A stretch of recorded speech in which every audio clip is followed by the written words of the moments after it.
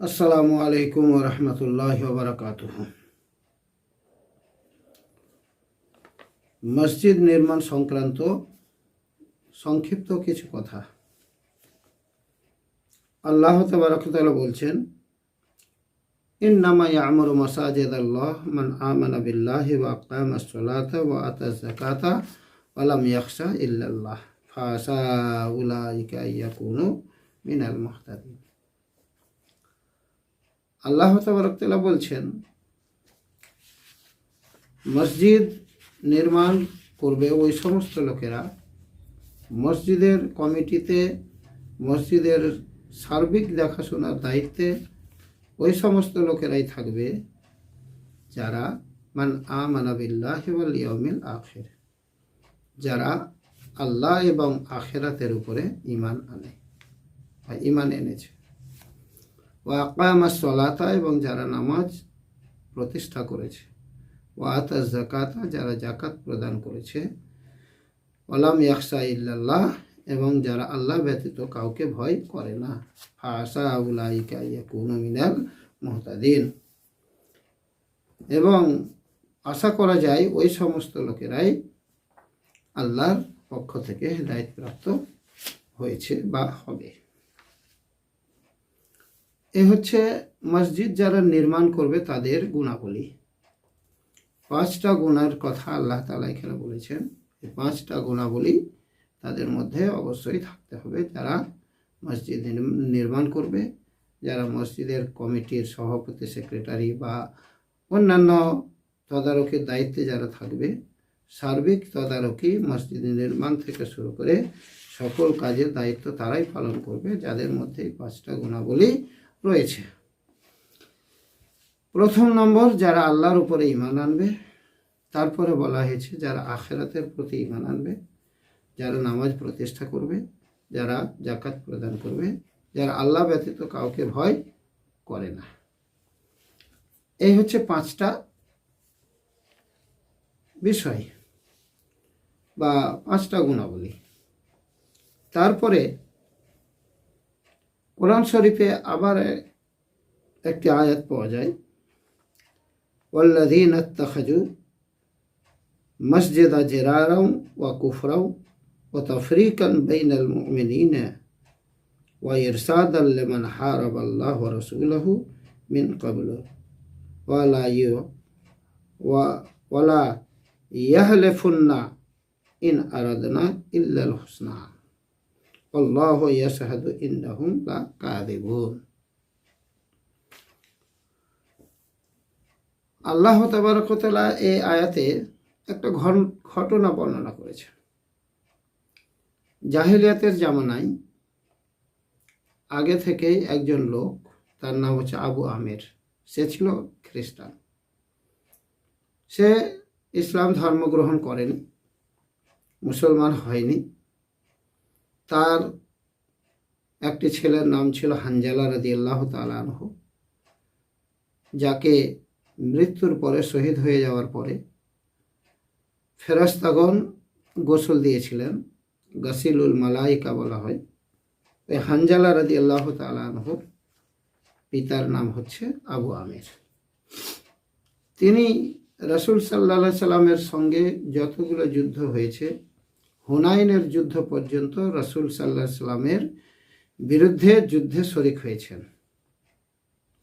তারপরে কোনো কারণবশত তিনি সেখান থেকে রোমে চলে যান। রোমে গিয়ে মুসলমানদের বিরুদ্ধে বিভিন্ন রকমের ষড়যন্ত্র করতে থাকেন, এবং মদিনায় যে আব্দুল্লাহ ইবনে উবাই ইবনে সুলুল মুনাফিকদের নেতা ছিলেন, তার কাছে বারবার পত্র লিখতে থাকেন। এই পত্র অনুযায়ী কোবা বলে একটি জায়গা, সেই কোবার এক প্রান্তে তারা একটি মসজিদ নির্মাণ করে। এদের উদ্দেশ্য ছিল কয়েকটি। তার মধ্যে একটা উদ্দেশ্য ছিল যে রোম থেকে আমরা মাঝে মাঝে এই মসজিদে আসব এবং এখানে আমরা বিভিন্ন রকমের ষড়যন্ত্র নবী মুহাম্মদ সাল্লাল্লাহু আলাইহি সাল্লাম এবং তার সঙ্গী সাথী সাহাবায়ে কেরামের বিরুদ্ধে আমরা বিভিন্ন রকমের পরিকল্পনা এখানে বসে আমরা করব। এই উদ্দেশ্য নিয়ে তাদেরকে পরামর্শ দেয় যে তোমরা মদিনার অনতি দূরে কোবা নামক জায়গাতে একটি মসজিদ নির্মাণ করো এবং এই মসজিদটা যেন মুসলমানদের কাছে গ্রহণযোগ্য হয়ে যায়, তার জন্য তোমরা নবী মুহাম্মদ সাল্লাল্লাহু আলাইহি সাল্লামকে দিয়ে এক ওয়াক্তের নামাজ পড়িয়ে সেই মসজিদের উদ্বোধন করিয়ে নেবে। সেই অনুযায়ী মদিনার মুনাফিক লোকেরা একটি মসজিদ নির্মাণ করে। আল্লাহ তাবারক তাআলা বলছেন, ওয়াল্লাযীনা ইত্তাখাযু মাসজিদান জিরারাও ওয়া কুফরাও ওয়া তাফরীকাম বাইনাল মুমিনিনা। আল্লাহ তাবারক তাআলা এখানে বলছেন তারা একটি মসজিদ তৈরি করে, যে মসজিদটিকে বলা হয় মসজিদে জেরার। জেরার মানে হচ্ছে ক্ষতি সাধন, ক্ষতি সাধনের উদ্দেশ্যে এবং কুফরি এবং মুসলমান মুমিনদের মধ্যে বিভ্রান্তি সৃষ্টি করে তাদের মধ্যে বিভেদ সৃষ্টি করার উদ্দেশ্য নিয়ে। তাহলে এখানে তিনটা উদ্দেশ্যের কথা বলা হলো, যে মুসলমান এবং সাহাবায়ে কেরাম সহ নবী সাল্লাল্লাহু আলাইহি সাল্লামের ক্ষতি সাধন এবং কুফরি এবং মুসলমানদের মধ্যে মুমিনদের মধ্যে বিভেদ সৃষ্টি করা, এই উদ্দেশ্য নিয়ে মসজিদ তৈরি করা হলো। ওয়া ইরসাদাল লিমান হারাবাল্লাহ ওয়া রাসূলহু, এবং এর আগে যে হুনাইনের যুদ্ধ হয়েছিল বা আরও অন্যান্য যুদ্ধ হয়েছিল, সেই সমস্ত যুদ্ধের প্রতিশোধ গ্রহণ করার জন্য বিভিন্ন প্ল্যান পরিকল্পনা এখানে করা, এই উদ্দেশ্য নিয়ে তারা এই মসজিদ নির্মাণ করেছিল। ওয়ালা ইয়াহলে ফুন্না ইন আরাদনা ইল্লাল হুসনা।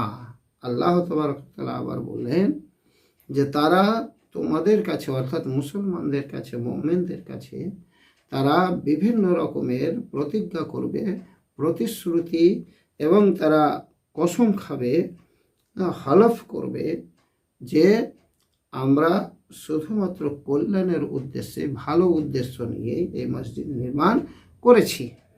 আল্লাহু ইয়াশহাদু ইন্নাহুম লাকাযিবুন, কিন্তু আল্লাহ তাবারক তাআলা তাদের এই মিথ্যাচারিতার সাক্ষী রইলেন বা সাক্ষী আছেন।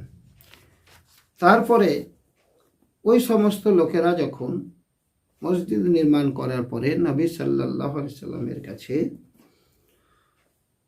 জানিয়ে দিলেন যে আপনি আসবেন এবং মসজিদে এক ওয়াক্তের নামাজ পড়ে মসজিদের উদ্বোধন করে দিবেন। নবী সাল্লাল্লাহু আলাইহি সাল্লাম বললেন যে আমি এখন সফর যাচ্ছি সিরিয়া, সেখান থেকে ফিরে এসে আমি নামাজ তোমাদের মসজিদে পড়ে আমি উদ্বোধন করে দেব। রাসূল সাল্লাল্লাহু আলাইহি সাল্লাম সফর থেকে ফেরার পথে কুবার পাশে কোনো একটা জায়গাতে অবস্থান করলেন। আল্লাহ তাবারক তাআলা সেই সময় এই আয়াত নাজিল করে দিলেন। কি বললেন? লা তাকুম ফিহে আবাদা, লা তাকুম ফিহে আবাদা। হে নবী, কখনোই তুমি সেখানে নামাজ পড়বে না। লা মসজিদুন উসসিসা আলা তাকওয়া মিন আউয়াল ইয়াউমিন। প্রথম দিন থেকে, যেদিন মসজিদের ভিত্তি স্থাপন করা হয়েছে, সেই দিন থেকে যে মসজিদের ভিত্তি প্রস্তর হয়েছে তাকওয়ার উপরে, সেই তাকওয়ার উপরে যে মসজিদের ইট রাখা হয়েছে, ভিত্তি প্রস্তর হয়েছে, সেই মসজিদ এই মসজিদের চাইতে বেশি হক রাখে তোমার নামাজ পড়ার জন্য। সুতরাং তুমি এমন মসজিদে কখনোই নামাজ পড়বে না। এবং যে মসজিদ নির্মাণ করেছে পবিত্র লোকেরা, তাদের অন্তর পবিত্র আছে, তাদের মন পবিত্র আছে, তাদের অর্থ পবিত্র আছে, সার্বিক পবিত্রতা নিয়ে যারা মসজিদ নির্মাণ করেছে, সেই মসজিদের নামাজ পড়বে, সেই মসজিদেরই হক আছে। তোমার নামাজ পড়ার জন্য। সুতরাং নবী, তুমি সেখানেই নামাজ পড়বে, ওই মসজিদে তুমি কখনোই নামাজ পড়তে যাবে না। তারপরে আল্লাহ তাবারক ওয়া তাআলা বলছেন, আল্লাহু ইউহিব্বুল মুত্তাহিরিন, অবশ্যই আল্লাহ তাবারক ওয়া তাআলা নিজে পবিত্র এবং আল্লাহ তাবারক ওয়া তাআলা পবিত্র লোকদেরকে ভালোবাসেন, পবিত্রতাকে ভালোবাসেন। এখানে তাকওয়ার উপরে প্রতিষ্ঠিত মসজিদ বলতে আল্লাহ তাবারক ওয়া তাআলা যেটা বলেছেন সেটা আছে মসজিদে কুবা এবং মসজিদে নববী। মসজিদে কুবা যেটাকে মসজিদে কিবলাতাইন বলা হয়, আর মসজিদে নববী যেটা মদিনায় নবী সাল্লাল্লাহু আলাইহি সাল্লামের মসজিদ নবী, সেই মসজিদের নববী, এই দুটো মসজিদে তাকওয়ার উপরে প্রতিষ্ঠিত হয়েছিল। আর যে মসজিদ তাকওয়ার উপরে প্রতিষ্ঠিত হয়নি, রাজনৈতিক কারণে মসজিদে জেরার মুনাফিক লোকেরা নবী সাল্লাল্লাহু আলাইহি সাল্লাম এবং মুসলিম বিশ্বের ক্ষতি সাধনের জন্য যে মসজিদ তারা নির্মাণ করেছিল, আব্দুল্লাহ ইবনে উবাই ইবনে সালুল এবং তার লোকেরা নবী মুহাম্মদ সাল্লাল্লাহু আলাইহি সাল্লাম সেই মসজিদকে সাহাবায়ে কেরামদের আদেশ করেছিলেন, ওই মসজিদ তোমরা আগুন দিয়ে জ্বালিয়ে দাও, পুড়িয়ে দাও, ধ্বংস করে দাও। এবং সাহাবায়ে কেরাম সেই মসজিদকে ধ্বংস করে দিয়েছিলেন। অপরাধ কি ছিল? এটা রাজনৈতিক কারণে মসজিদ প্রতিষ্ঠিত হয়েছিল এবং নবী সাল্লাল্লাহু আলাইহি সাল্লাম সহ সাহাবায়ে কেরামের ক্ষতি সাধনের উদ্দেশ্য নিয়ে মসজিদ তৈরি করা হয়েছিল। এ হচ্ছে কোরআনের মসজিদ নির্মাণের বিধান। খুব সংক্ষেপে বললাম। এখন সর্বশেষ কথা হচ্ছে আমাদের মুর্শিদাবাদে বাবরি মসজিদ। এই বাবরি মসজিদ যদি মুসলমানদের এবং জাতির কল্যাণের উদ্দেশ্যে হয়ে থাকে, তাহলে আপনারা সেখানে নামাজ পড়ুন। আর যদি এতে মুসলমানদের বা ভারতের কোনো জাতির কোনো লোকের ক্ষতি সাধনের সম্ভাবনা থাকে, তাহলে অবশ্যই সেই মসজিদ থেকে আমরা মুসলমান, আমরা সবাই বেঁচে থাকার চেষ্টা করব। কেন? এই মসজিদকে কেন্দ্র করে রাজনৈতিক দল তৈরি হওয়া এবং এই মসজিদের যিনি ফাউন্ডার, যিনি এই মসজিদের উদ্যোক্তা, তিনি বলছেন আমার দলে 100টা এমএলএ কি 90টা এমএলএ পাস করাও, তাহলে মসজিদ হবে। সুতরাং এখানে পরিষ্কার হয়ে যায় যে এটা রাজনৈতিক উদ্দেশ্য সাধনের উদ্দেশ্য নিয়েই বা রাজনৈতিক ফায়দাকে সামনে রেখেই এই মসজিদ নির্মাণ হয়েছে, জাতির কল্যাণের উদ্দেশ্যে নয়। সুতরাং এই মসজিদ থেকে আমরা মুসলমান, আমরা সবাই দূরে থাকব, এটাই আমাদের জন্য কল্যাণকর। আসসালামু আলাইকুম।